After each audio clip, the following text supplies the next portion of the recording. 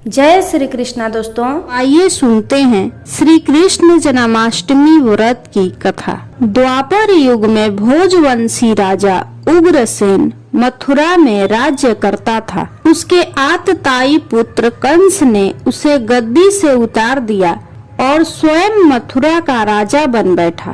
कंस की एक बहन देवकी थी, जिसका विवाह वसुदेव नामक यदुवंशी सरदार से हुआ था। एक समय कंस अपनी बहन देवकी को उसकी ससुराल पहुंचाने जा रहा था। तभी रास्ते में आकाशवाणी हुई, हे कंस, जिस देवकी को तू बड़े प्रेम से विदा कर रहा है, उसी में तेरा काल बसता है। इसी के गर्भ से उत्पन्न 8वां बालक तेरा वध करेगा। यह सुनकर कंस ने देवकी को मारने के लिए अपनी तलवार निकाली। तभी वसुदेव ने कंस को समझाया कि तुम्हें देवकी की 8वीं संतान से भय है, मैं 8वीं संतान तुम्हें सौंप दूंगा। कंस ने वसुदेव की बात मानकर दोनों को बंदी बना लिया और पहरेदार बिठा दिए। कंस ने देवकी की सभी संतानों को मारने का निश्चय कर लिया। जैसे ही देवकी ने प्रथम पुत्र को जन्म दिया, कंस ने उसे जमीन पर पटक कर मार डाला। इसी प्रकार उसने देवकी के 7 संतानों को मार डाला। भाद्रपद मास में कृष्ण पक्ष की अष्टमी तिथि को अर्धरात्रि में भगवान श्री कृष्ण जी का जन्म रोहिणी नक्षत्र में हुआ और जन्म लेते ही जेल की कोठरी में प्रकाश फैल गया और आकाशवाणी हुई कि इस बालक को तुम गोकुल में नंद बाबा के यहाँ छोड़ दो और उनके यहाँ कन्या जन्म हुआ है, उसको यहाँ लाओ। तभी सभी पहरेदार सो गए, हथकड़ियाँ खुल गईं। वसुदेव जी श्री कृष्ण को टोकरी में रखकर गोकुल की ओर चल दिए।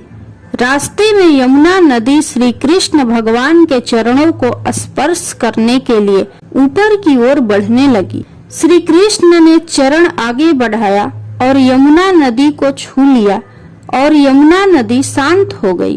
किसी प्रकार वसुदेव जी नंद बाबा के यहाँ पहुँचे और बालक कृष्ण को माँ यशोदा के बगल में सुलाकर कन्या को लेकर वापस कारागार में आ गए।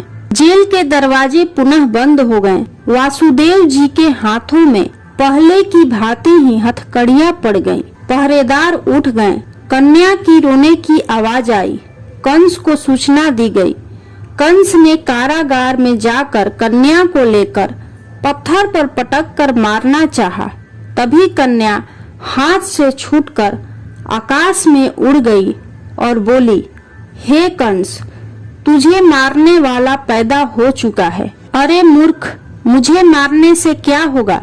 तुझे मारने वाला तो वृंदावन में जा पहुंचा है, वह जल्द ही तुझे तेरे पापों का दंड देगा। इतना कहकर वह कन्या अंतर ध्यान हो गई।